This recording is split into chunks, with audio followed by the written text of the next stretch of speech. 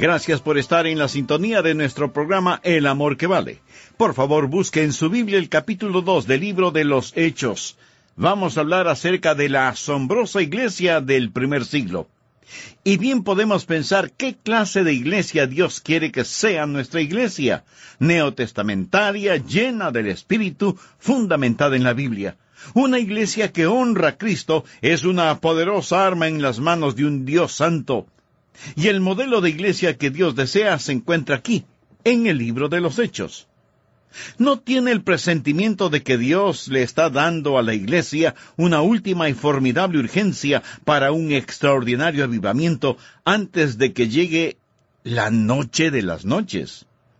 Yo sí tengo ese presentimiento. También siento que el mundo nos está mirando una vez más. El mundo ha probado casi todo.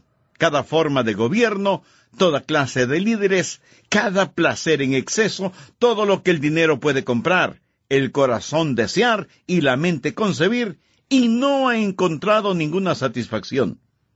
Y se están preguntando una vez más, ¿tenemos nosotros la respuesta? Y la contestación es, sí. Pero cuando nos miran, me pregunto, ¿qué es lo que ven en nosotros? Hitler fue un discípulo de Nietzsche, y Nietzsche fue un cínico, un ateo, un hombre impío y lujurioso. Y él miró a la iglesia y evaluó el cristianismo. ¿Y sabe lo que él dijo al respecto? Él dijo, si ustedes quieren que yo crea en su Redentor, ustedes tienen que lucir un poco más redimidos. Ahora piensen eso. Las ideas que el mundo tiene acerca de Jesucristo no las sacan de la palabra de Dios porque nunca la leen. Las sacan de nosotros. Le voy a dar una descripción de lo que es una iglesia triunfante. Y le pido a Dios que haga de nuestra iglesia esa clase de iglesia. Permítame mencionar los 3 más importantes propósitos de nuestra iglesia. Existe para magnificar a Cristo por medio de nuestra adoración y estudio de la palabra y movilizar a los creyentes en Jesús hacia una madurez en el ministerio y hacer que Jesús sea conocido entre nuestros vecinos y las naciones. Y este es tema de nuestra declaración misionera. Pero dejemos por un momento esta declaración y miremos una declaración misionera diferente en un sentido o desde una perspectiva diferente que la que encontramos en el 2º capítulo del libro de los Hechos. Estoy hablando de los principios de poder y del Espíritu Santo de Dios. Una vez que tenemos ese ungimiento, ese poder, ¿qué hacemos? ¿Cuál es nuestro propósito? Primero, debemos exaltar al Salvador. Empecemos con el versículo 22 de Hechos 2. El día de Pentecostés había llegado. Muchas señales y maravillas fueron hechas. El Espíritu Santo había bautizado a ese pequeño grupo en el cuerpo de Cristo, y Pedro se levanta para predicar el Evangelio, y esto es lo que dice. Varones israelitas, oíd estas palabras. Jesús Nazareno, varón aprobado por Dios entre vosotros, con las maravillas, prodigios y señales que Dios hizo entre vosotros por medio de él, como vosotros mismos sabéis. A éste, entregado por el determinado consejo y anticipado conocimiento de Dios, prendisteis y matasteis por manos de inicuos, crucificándole, al cual Dios levantó sueltos los dolores de la muerte, por cuanto era imposible que fuese retenido por ella. Porque David dice de él, veía al Señor siempre delante de mí, porque está a mi diestra, no seré conmovido. Por lo cual mi corazón se alegró y se gozó mi lengua, y aún mi carne descansará en esperanza. Pedro predicó un mensaje, y es fácil ver que fue un mensaje sencillo, evangelístico y cristocéntrico. Y la iglesia creció porque exaltó a Jesús, quien dijo, y yo, si fuere levantado de la tierra, a todos atraeré a mí mismo. En mi opinión, ninguna iglesia será vibrante en su crecimiento si es que no exalta al Señor Jesucristo. Nosotros como iglesia hemos aprendido mucho acerca de Jesús y espero que lo sigamos haciendo. Que por intermedio del ministerio coral, por intermedio del estudio y la predicación de la palabra de Dios, siempre glorifiquemos y magnifiquemos el nombre de Jesucristo. Algunas iglesias reservan el domingo por la mañana para Dios el Padre, el domingo por la noche para Dios el Hijo y el miércoles por la noche para Dios el Espíritu Santo. Bueno, no exactamente así, pero hay una especie de énfasis de esa naturaleza el domingo por la mañana. Se quiere hablar de Dios y no hay nada de malo en eso. Por supuesto, debemos magnificar a Dios el Padre y al Espíritu Santo, pero en cada servicio, en cada reunión, debemos exaltar al Señor Jesucristo. ¿Lo cree usted así? Yo sí lo creo, porque Él es el atractivo poder de la iglesia. Y yo, si fuere levantado de la tierra, a todos atraeré a mí mismo.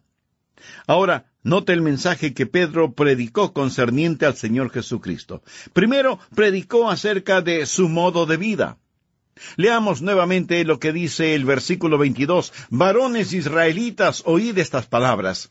Jesús Nazareno, varón aprobado por Dios entre vosotros, con las maravillas, prodigios y señales que Dios hizo entre vosotros por medio de él. Alguien escribió un excelente artículo acerca del modo de vida de Jesús. Dijo: estoy lejos del blanco cuando digo que todos los ejércitos que han existido, y todos los navíos que se han construido, y todos los parlamentos que se han reunido, y todos los reyes que han reinado, todo esto junto no ha afectado la vida del hombre sobre esta tierra tan poderosamente como la vida solitaria de Jesús de Nazaret. Piense sobre eso. Ahí está un hombre, nacido hace más de 20 siglos. Y este momento, miles de iglesias están llenas con personas que dicen: amo a Jesús con todo mi corazón. Y esto me incluye a mí, porque Jesucristo es muy real para mí. Así que, en primer lugar, Pedro predicó acerca del modo de vida de Jesús. Y luego predicó acerca del significado de su muerte. Miremos el versículo 23. A este, entregado por el determinado consejo y anticipado conocimiento de Dios, prendisteis y matasteis por manos de inicuos, crucificándole. ¿Qué es lo que el apóstol está diciendo aquí? Dice que la muerte de Jesús no fue un accidente, ni tampoco un incidente. Fue planificada desde antes de la fundación del mundo por el determinado consejo y preconocimiento de Dios. Nada estuvo equivocado. Dios no estaba allá arriba en el cielo retorciéndose las manos y diciendo: ¡oh, cuán terrible esto que está sucediendo! Y el propósito de la cruz, como lo aprendemos en este mensaje, es sustitución. El justo por el injusto. Cristo murió por nosotros. Él tomó nuestro lugar. Y nosotros no debemos solo hablar de su vida sin mancha y sin pecado, sino también de su muerte vicaria, que Él murió en aquella cruz para pagar la deuda de nuestro pecado. Predique ese mensaje, aunque se olvide del resto. Y sin embargo, hay muchos que quieren borrar el mensaje de la cruz de Cristo. Eso es como querer eliminar el agua de la fuente, o el azul del cielo, o las notas del pentagrama, o los números de las matemáticas. A usted no le queda nada si borra la muerte de Cristo por sus pecados. Pablo, refiriéndose al exaltado Salvador, no solo habla del modo de su vida y del significado de su muerte, sino que también habla del milagro de su resurrección. Versículo 24. Al cual Dios levantó sueltos los dolores de la muerte, por cuanto era imposible que fuese retenido por ella. No había ninguna posibilidad de que la muerte pudiera retener a Jesús en la tumba. Me acuerdo de algo simpático. Hace años leí acerca de una araña que vio a un imponente león, con una gran melena, entrar en una cueva para dormir. Y la araña pensó: voy a aprisionar a ese león en la cueva, voy a tejer mi tela para que no pueda salir. Así que empezó a tejer y tejer y tejer su tela a la entrada de la cueva, hasta que por fin la araña terminó de tejer su telaraña. Entonces llegó el momento cuando el león se despertó de su sueño, dio un tremendo rugido que hizo temblar la montaña, sacudió el polvo de su melena y salió de la cueva como si nunca hubiera existido una telaraña. Amigo, pienso en la resurrección de nuestro Salvador. Y la muerte dijo, voy a mantener a Jesús aquí y no podrá levantarse, no podrá salir. Pero Él se levantó de la tumba, el Todopoderoso triunfó sobre sus enemigos. Y de lo que Pedro predicó en ese día de Pentecostés, ungido con el Espíritu Santo, fue acerca del modo de vida de Jesús, señales, maravillas, milagros, el significado de su muerte por el predeterminado consejo de Dios y el milagro de su resurrección. Y luego Pedro nos habla de la magnificencia de su reino. Leamos lo que nos dicen los versículos del 33 al 35.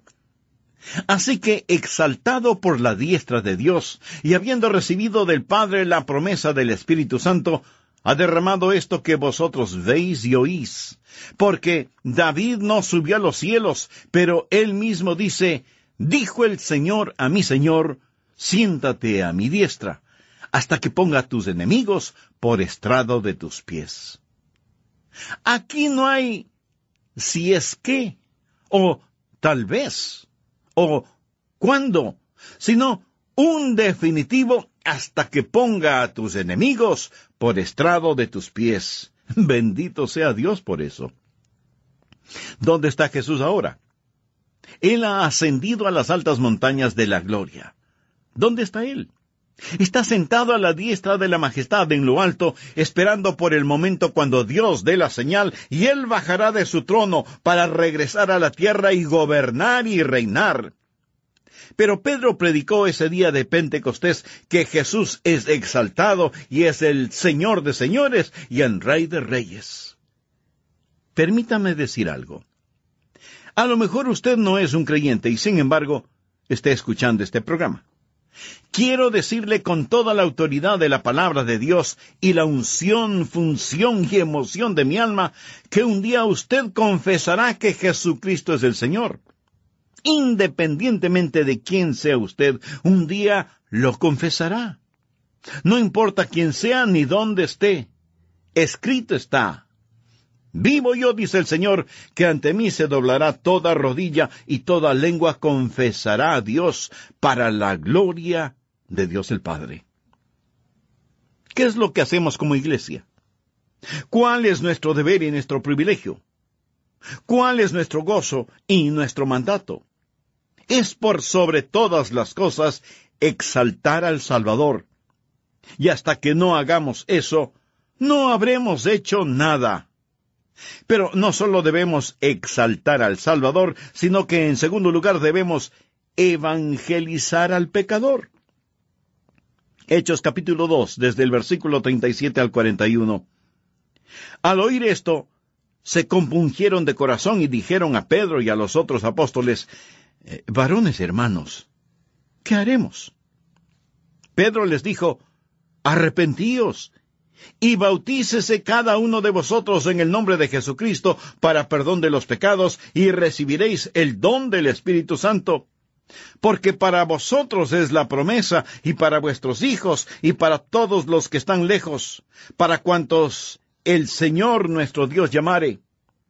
Y con otras muchas palabras testificaba y les exhortaba, diciendo, sed salvos de esta perversa generación. Así que los que recibieron su palabra fueron bautizados, y se añadieron aquel día como 3,000 personas. Permítame que le diga lo que es el verdadero evangelismo, lo que es la verdadera salvación. ¿Cuáles son sus marcas? Están aquí. ¿Cuáles son los pasos en una genuina conversión? Primero, debemos estar convencidos por el Espíritu Santo. Notemos nuevamente lo que dice el versículo 37. Al oír esto, se compungieron de corazón. He predicado lo suficiente para saber que en algunos servicios de adoración no hay convicción. No hay convicción. Y mi corazón se apena y pregunto, Señor, ¿qué sucede? ¿Acaso soy yo que he fallado en orar y en buscar tu rostro? En algunos servicios hay frialdad, pero en otros, en cambio, y es algo que usted no puede explicarlo, las personas comienzan a temblar y a llorar y se siente el moverse del Espíritu de Dios. Todo es en vano a menos que el Espíritu de Dios descienda. Y no es solo cuestión de estar en una iglesia sentado conversando trivialidades sin orar y de pronto decir, oh Señor, envíanos tu poder de convicción. Primero debe haber convicción, convicción de que viene de parte del Señor. Segundo, debe haber conversión al Señor. Versículo 37. Ellos preguntaron a los apóstoles, varones hermanos, ¿qué haremos? Y esto preguntaron porque ya estaban compungidos de corazón. Leemos el versículo 38. Pedro les dijo, arrepentíos, y bautícese cada uno de vosotros en el nombre de Jesucristo para perdón de los pecados, y recibiréis el don del Espíritu Santo. El arrepentirse significa cambiar de modo de pensar. Es la palabra griega metanoia, que significa literalmente cambio de mente. Pero cambiar de modo de pensar, ¿acerca de qué? Cambiar su mente acerca del pecado. Tal y como yo lo veo, usted nunca ha sido salvado si es que nunca ha cambiado su modo de pensar acerca del pecado. Jesús dijo, antes, si no os arrepentís, todos pereceréis igualmente. Pero no solo es el cambiar su mente acerca del pecado, sino el cambiar su mente acerca de su propio ego, de su propio yo. Pero no solo un cambio mental acerca del pecado y del ego, sino un cambio de manera de pensar acerca de Jesucristo, acerca de Dios mismo. Cuando usted pueda decir, he puesto toda mi esperanza, toda mi fe, donde Dios puso mis pecados, sobre el Señor Jesucristo, eso, mi amigo, es conversión. Tal vez usted me diga, pero, Pastor Rogers, este versículo no dice nada acerca de la fe. Tiene razón, no lo dice. Pero la fe está implícita. Fe y arrepentimiento son los dos lados de una misma moneda. Usted no puede volverse a Dios sin antes haber dejado el pecado. Y usted no puede dejar el pecado sin haberse vuelto a Dios. Una vez estuve predicando y un estudiante de un seminario teológico bautista que recién había comenzado sus estudios vino a mí tratando de censurarme un poquito. Me dijo, pastor, usted le está diciendo a la gente cómo ser salva, pero usted nunca mencionó la palabra arrepentimiento. Yo le respondí, oh, eso es interesante. Joven, ¿sabe qué libro de la Biblia en su totalidad nos dice cómo podemos ser salvos? Él no estaba seguro, así que se lo dije. Es el Evangelio de Juan. Así que, estimado joven, vaya a su casa, lea todo el Evangelio de Juan y vea si es que puede encontrar por lo menos una vez la palabra arrepentimiento. No la encontrará. Pero ¿cómo ser salvo? Si está allí.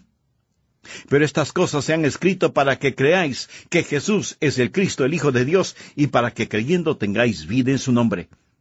Ahora usted no puede volverse a Dios en fe sin arrepentimiento, y usted no puede arrepentirse sin volverse a Dios en fe. La conversión es un retornar, es un volverse a Dios. Usted debe ser convencido y convertido por el Señor. Y tercero, usted debe confesar al Señor. El versículo 38 dice, arrepentíos y bautícese cada uno de vosotros. Ahora, ¿es el bautismo el que salva? No. Pero si usted se arrepiente y verdaderamente es salvo, debe ser bautizado. Yo no estoy convencido que alguien sea verdaderamente salvo si es que dice, sé que debo ser bautizado, pero no lo voy a hacer. Jesús hizo una pregunta muy interesante. ¿Por qué me llamáis Señor, Señor, y no hacéis lo que yo digo? ¿Cómo puede usted decir que Jesús es su Señor cuando Él mismo ha ordenado el bautismo y usted es apático e indiferente al respecto?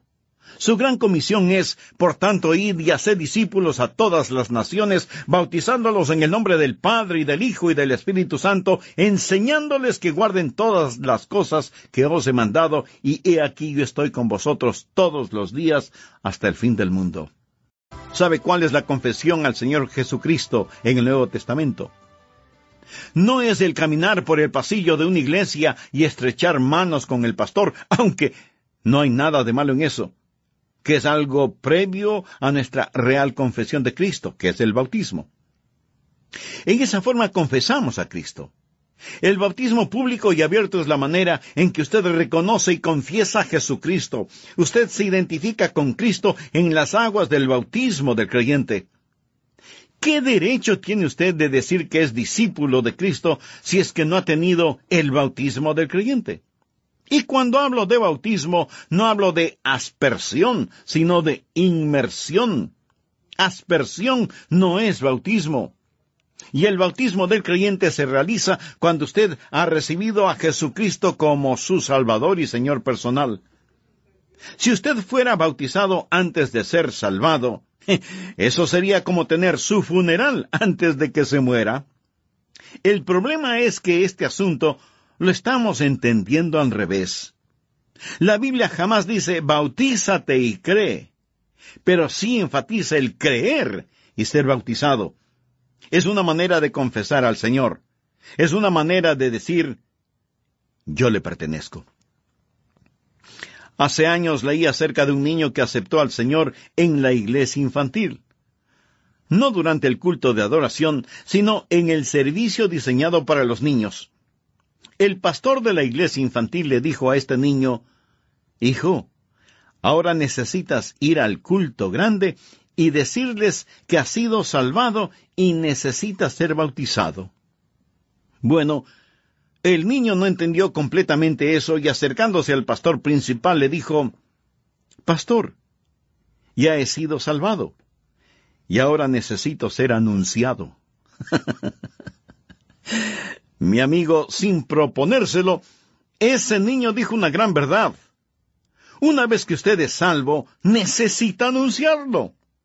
Y cuando se bautiza, usted está haciendo precisamente eso.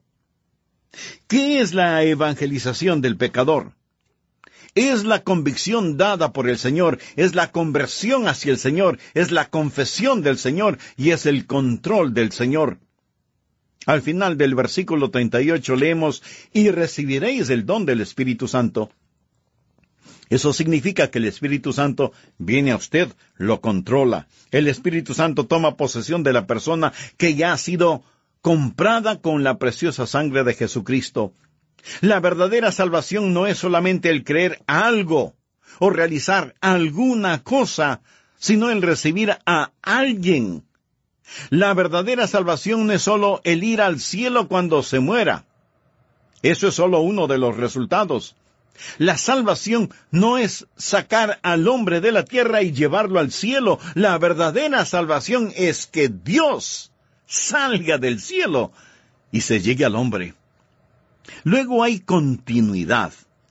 Ahora veamos los versículos 41 y 42 del capítulo 2 de los Hechos.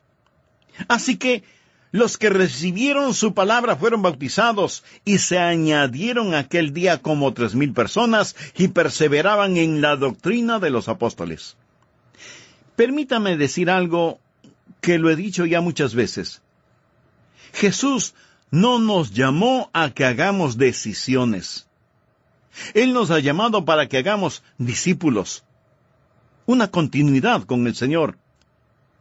Eso es lo que somos en relación con la evangelización. Tercero, debemos enlistar a los santos.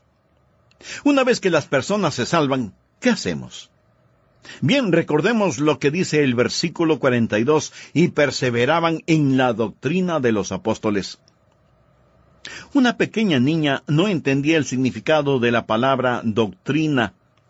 Así que, cuando alguien le preguntó ¿qué era doctrina?, Ella respondió, es lo que la gente necesita cuando se enferma. Qué estupenda respuesta. Necesitamos mucho de eso. Las más firmes iglesias son las centradas en la Biblia. Ellos perseveraban en la doctrina de los apóstoles. Esa es solo otra forma de decir que ellos continuaron en la palabra de Dios, porque la palabra de Dios les llegó por intermedio de los apóstoles. Permítame personalizar un poco el siguiente punto. ¿Cómo enlistamos a las personas aquí en nuestra iglesia bautista de Bellevue? Primero, las ponemos en una clase de estudio bíblico. Y si usted piensa que eso no es necesario, sí lo es. Porque esa es la forma en que nos conocemos por nombre. Así sabemos cuando alguien está enfermo o en el hospital, y podemos orar por esa hermana o hermano y saber cómo podemos ayudarles. Así es como podemos tener compañerismo para orar, para cuidarnos, para compartir con todos en la clase. Pero no solo enlistamos a las personas para que reciban instrucción bíblica, sino también para tener comunión. Y perseveraban en la doctrina de los apóstoles, en la comunión unos con otros. Mi amigo, la comunión entre creyentes no es incidental, es fundamental. La Biblia jamás enseña un cristianismo tipo llanero solitario. Yo necesito de usted. Usted necesita de mí. Estuve leyendo una interesante porción de las Escrituras relacionada con el apóstol Pablo. ¿Piensa usted que el poderoso apóstol Pablo caminó de esa manera con Jesús? Que él necesitó esa clase de comunión. Leamos lo que nos dice Hechos 28:15. Recuerde que Pablo había sufrido un naufragio en su intento de llegar a Roma. Finalmente llega hasta la costa de Italia y la Biblia nos dice lo siguiente: de donde, oyendo de nosotros los hermanos, salieron a recibirnos hasta el foro de Apio y las 3 tabernas.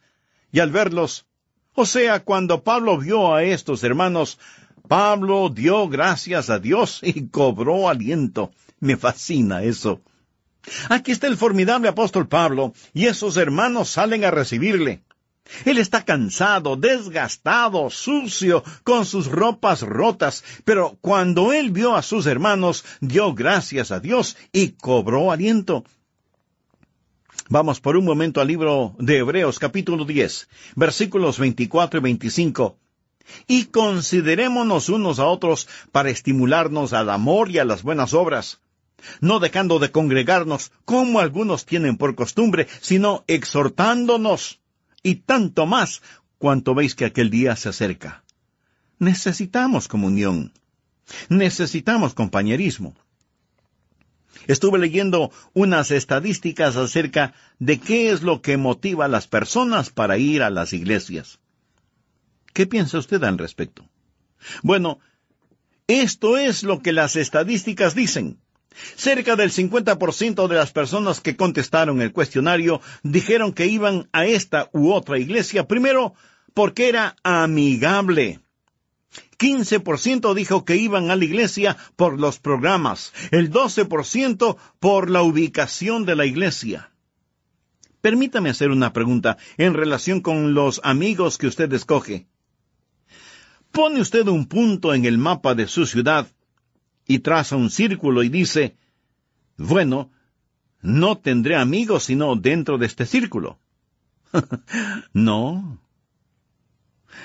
en esta era de los automóviles. La gente viaja a otras ciudades, incluso para comer en ciertos restaurantes.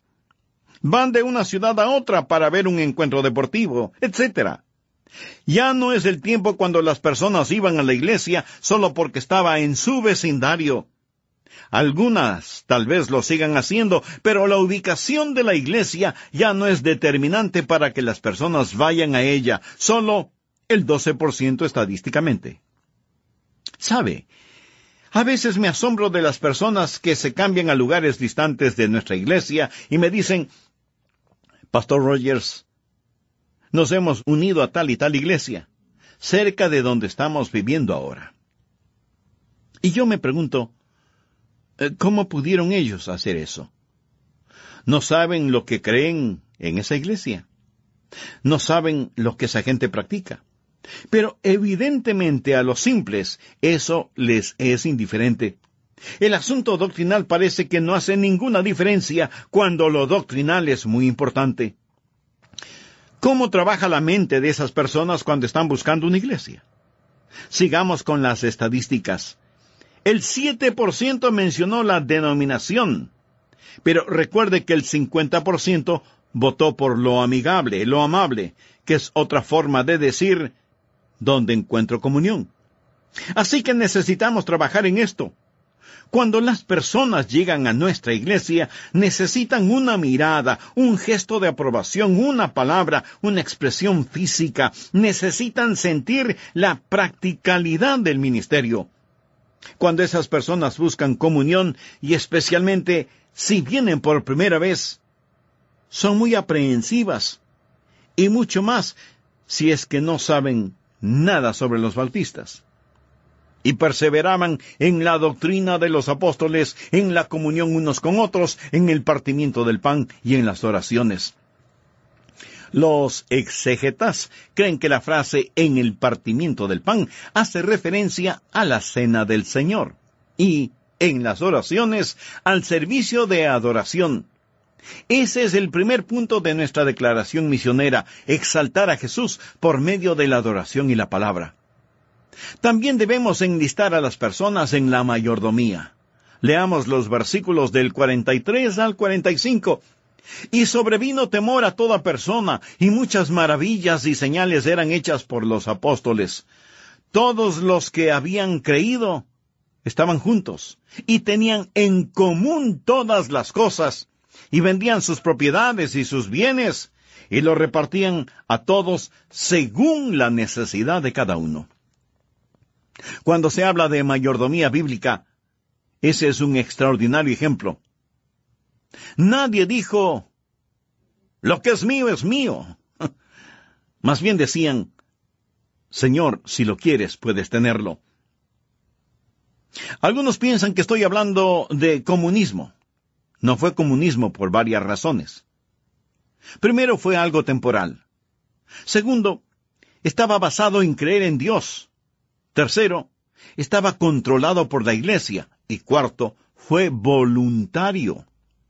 El punto es este, que todo lo que ellos poseían estaba a disposición del Señor Jesucristo.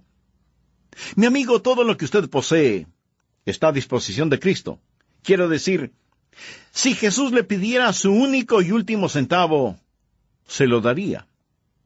Debería dárselo, porque todo le pertenece a Él. Pero la verdad es que lo último que le daríamos serían nuestros recursos financieros y nuestras posesiones materiales. Pensamos que solo una 10ª parte le pertenece a Dios, y el resto es totalmente nuestro. Amigo, todo, absolutamente todo, incluyendo su propia vida, le pertenece a Dios. El 10% es solo una señal de que todo es de Él. No piense que solo un día le pertenece a Dios y que los 6 días restantes le pertenecen a usted. Cada día es de Dios. Y Él tiene que ser el Señor sobre todo, y esa es la clase de mayordomía que debemos enseñar. Tantos tienen el temor de que van a dar a Dios demasiado. Usted no puede dar más que Dios. Usted da con una palita pequeña. Dios da utilizando una pala enorme. 2 hombres estaban conversando y el uno le pregunta al otro, ¿das tus diezmos antes o después de pagar tus impuestos? Oh, yo diezmo antes de pagar mis impuestos. ¿Y por qué lo haces así? Porque de esa manera doy más para Dios. Lo que usted no da voluntariamente y alegremente, Dios no lo quiere ni lo necesita. No le torcemos los brazos a nadie, forzándoles para que den. Escúcheme. Usted no puede amar a Jesús y no querer dar. Usted no puede tener al Cristo del cual Pedro predicaba si es que no lo exalta. Usted no puede tenerlo sin desear dar y seguir dando. Por eso enlistamos a las personas en las clases de mayordomía. Y si alguien pregunta, pastor, después de que en la iglesia se construya lo que es necesario construir, ¿dejamos de dar? No. Allí es cuando empezamos verdaderamente, porque vamos a extendernos más y más y compartir a Jesucristo con esta comunidad, en este estado, provincia o departamento, con el país y con el mundo. Y vamos a poner más y más dinero para alcanzar a las personas con el Evangelio del Señor Jesucristo. Por lo cual enlistamos a las personas en evangelismo. Y perseverando unánimes cada día en el templo y partiendo el pan en las casas, comían juntos con alegría y sencillez de corazón, alabando a Dios y teniendo favor con todo el pueblo, y el Señor añadía a la iglesia cada día los que habían de ser salvos. Esta era una iglesia que crecía. No hay nada de malo con una iglesia pequeña. No hay nada de malo con una iglesia grande. Pero algo no está bien con cualquier iglesia que esté en un sector en donde hay muchos inconversos y la iglesia no crece. La iglesia debe crecer.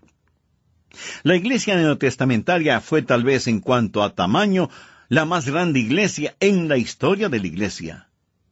¿Está listo para un pequeño ejercicio aritmético? Quiero mostrarle algo. Veamos Hechos 1:15. En aquellos días Pedro se levantó en medio de los hermanos. Ahora, note que aquí en la palabra de Dios, la siguiente frase está entre paréntesis. Y los reunidos eran como 120 en número. Bien, comenzamos con 120.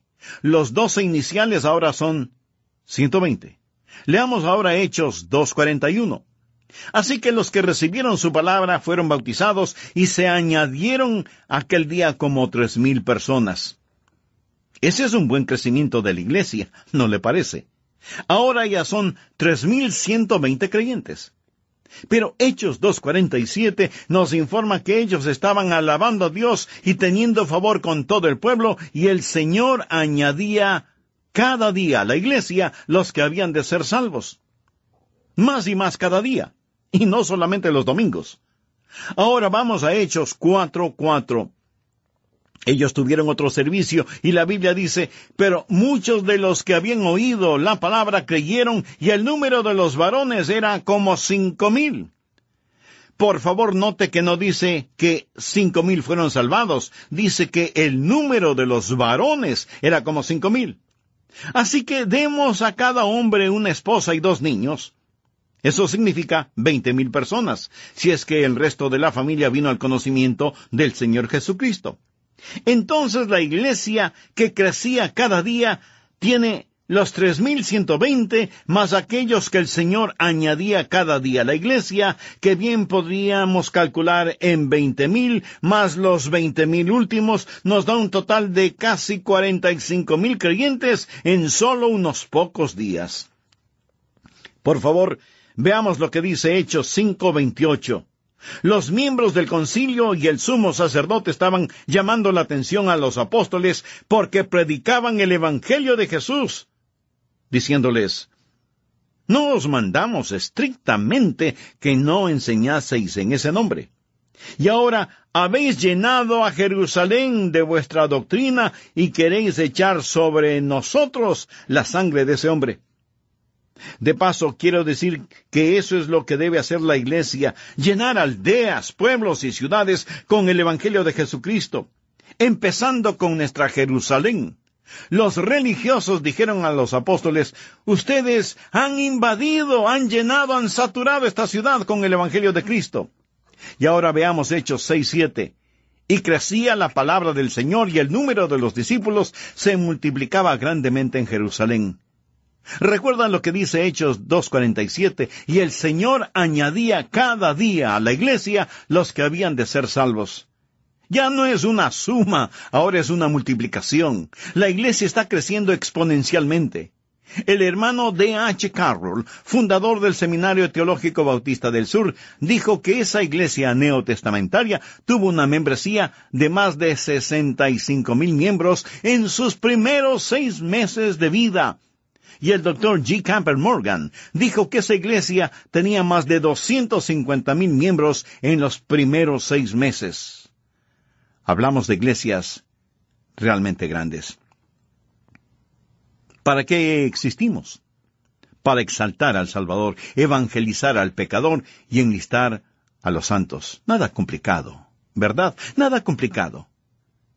Pregunto, ¿esto no le emociona a usted?